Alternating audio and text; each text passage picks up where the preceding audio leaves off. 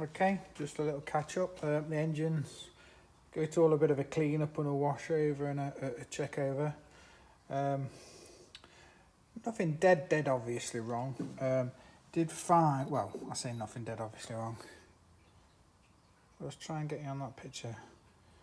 This back bearing ain't pretty. Something's gone through that. It's picked up and it's got. You can get your nail in that groove. You can see. Yeah, which is kind of what I thought. Because by the way it was, you can see something's really not happy there. And the crank. Trying to show it on the crank, but sort of there, you can get your nail in them grooves.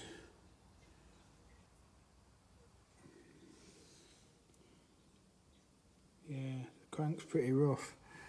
And the mid-centre one as well. I did have one of them bearings out.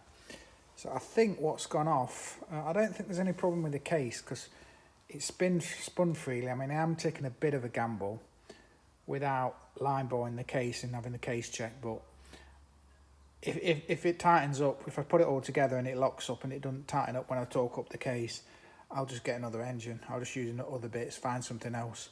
Not getting into line boring it and paying people to check it and then it not be right and whatever. I don't see there's going to be any problem with that. I think what they've done is they've put it together with the old crank. They've not machined the crank and they've put it together with new bearings. They are new bearings and the crank's oval or whatever, and they've probably not cleaned it out dead well. A lot of crap's gone through. I took one of the big ends off to check it because I did put big ends in it. The big ends look okay. No real major scores or wear in them. I'm going to put new ones on anyway, which makes me think that it was when it was first kind of got running, something's gone off with it. So it's a bit of a shopping list. I've got a new crank coming, new mains, new big ends, new oil pump, just for the fact that the dog that sort of guides the oil pump on the cam is quite worn, even though it did have a new oil pump because I've got a receipt for that when, whoever else rebuilt it. So new oil pump, new cam bearings, probably going to reuse the cam because it doesn't look dead worn, and I think that was new when it was rebuilt as well. I've got a few, but I'm going to measure it up and make sure there's nowhere, but it doesn't seem to be anywhere on the lobes at all. So yeah, got a gasket set coming and the pedestal, fuel pump pedestal. I'm going to leave the timing gear in. No point disturbing that. This is the affair that sometimes causes a problem, where the Bakelite bit goes in there and it gets stuck in there. So quite often they're snapped. As long as the bottom bit's there and it touches together, you can put it back together like that. But if you want to change it, really, if it cracks at the top and you've got to change it, you've either got to break yours off and use it as two, which is a crap idea, or you've got to knock it through, chisel it up and knock it through and let it crunch up. And where it goes is in here.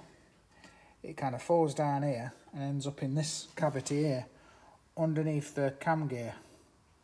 Don't really do anything. I've had a few where I've had to just knock it in because you just can't get it out, and you can't put a new one in, and if the top bit's cracked, you've got to, it's a bit of a nightmare. And if you try and cut it off and make it so it's level with the bit that's snapped off and it goes squiff, the push rod can get bent and whatever. But it normally all falls down. You can still spray down there and brake cleaner, wash it down, and you normally find quite often there's bits of it sat there. It just crunches up. It's only Bakelite, so it kind of crunches up on the timing gear. Never causes a problem. So yeah, that's the sort of plan of action. I've yet to have a look in my garage and see what heads and barrels and pistons I've got. Whether I build it up as a twin port or a single port, I'm not 100% sure yet. But that's kind of what I figured I'd find with it having low oil pressure. I think that's probably worn quite more than... I have measured it up, and one way, my calipers aren't dead accurate. I'd have to send it to get it to the machine shop to get them to measure it dead accurately, but it measures it one way slightly different to the other, like it is oval, which will kind of explain the uneven wear on the bearing. But yeah, so new crank was a couple £100 for it. It's just a cheap crank. It's nothing, not a stroker or anything like that, but it should hopefully do the job. because some of these new cams you get, they're not very good. They wear out quickly and they don't last very long. So I figure a nice Volkswagen original one is probably going to be better and last a lot longer. So yeah, nothing, just cleaned all the surfaces up. I'll let it dry off and there's a bit more cleaning to do. But yeah, I will take that pickup pipe up and just check that it's tight in the, I'll just undo the fixing at the bottom there and just make sure that pipe is tight in the case. As long as it's tight and it doesn't slop about, doesn't fall out, I'll just tighten the bolt back up and leave it. So yeah, that's basically it really. There's little rubber seals that go in there, but I'll show you all that when I put it together. But the case is cleaned up okay. I'm not going to paint the case silver and make it all girly like everybody likes to, because it just flakes off, and it's an engine, you know. Just because it looks shiny and pretty and silver doesn't make it run any better at all. And it's quite a lot of work to clean it up properly enough to do a nice paint job so it looks nice, and I'm not fussed about that. I just want it to look like an original engine. Same with the tinware. I'll just satin black some of it, and you know, I think the original fan housing's okay. But yeah, so basically the crank is scrap.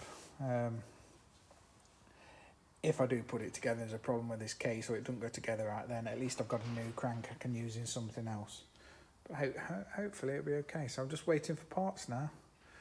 So that's it really. Just done a bit of washing off. I've got to clean the cam up and look for some barrels and pistons at home and whatever. Got to find a flywheel as well. Stupidly, I sold the flywheel with the engine as well and the clutch. So it's another couple £100 there. I don't know why I did that. I should have took the clutch off. Maybe left the flywheel, but I should have took the clutch off because it weren't very old. But you know, it's nice to put it in with a fresh clutch anyway. But yeah, so next bit will be me sort of, once I've got some parts, I'm going to get the crank. You have to pull all this crap off the crank. So you take that out, then this is one of your bearings. This comes off. There's like a circlip there. That's like a split shoulder one there that just sits in between. And I think the best way to do it is to cut that bearing off, because I'm not bothered about the crank. Cut that bearing off so I can get my puller behind it and warm that up and pull it all off in one go. Like pull that off to push that off and that off and that off. And then it's kind of the reverse. When you put the crank in a vice sort of upright, crank nice and cold. Probably just run it under a cold tap, actually let's get it as cold as I can. Warm that up, like, you know, not glowing red, but warm it up quite well. And then drop that on, and then the same with that, and tap it down with a bit of tube until it's all seated right. I've done it once before. It was a bit of a pain, but it's what you got to do. You got to swap all this bit. So you can buy a whole kit of parts. You can buy that, and this clip and stuff. But I'm going to use original stuff. I think that gear and that going to be made of better stuff than, you know. That's just your thrower washer that sort of throws all the oil out there. So the pulley's got like a spiral on which forces it that way, sucks air in sort of that way, which draws it in there, and then it runs back in the case. So when you're putting the case together, got to be careful not to put too much sealer there. You don't want to block that up. You block that up, it'll force oil out here. I've had one do that before. You can put one of them sand seal kits in, but it don't really solve it, because it's, you know, some of the new pulleys you get as well, the spirals on the pulleys are a bit crap, or they're not deep enough and they don't do the job. I thought it was meant to throw the oil back in, but I think it like draws air in, creates like a bit of a vortex or something, and it sucks the oil back in. And the thrower ring, obviously it throws it, anything that comes down, it throws it backwards and outwards. And then it like runs back down and goes back inside. I think that's the gist of it. I'll probably take the oil pressure reliefs out as well, but I'll do that when it's all dried off and just have a look at them, clean them out. But that's it. I'll do another vid when I've got some more bits and we're putting stuff together. Okay, if you're enjoying the vid, subscribe. If you're waiting for me to do some more on the Porsche, it's coming. I've just got too much stuff on. I'd need to get this done and out of the way. Came in the Porsche today, sweet as a nut. Starts on the button now in the morning, it's beautiful. Drives lovely. So I'm enjoying driving that. Got another 100 mile to do. Then I'll be doing the 500 mile service on that and the sump. Okay, see you next time.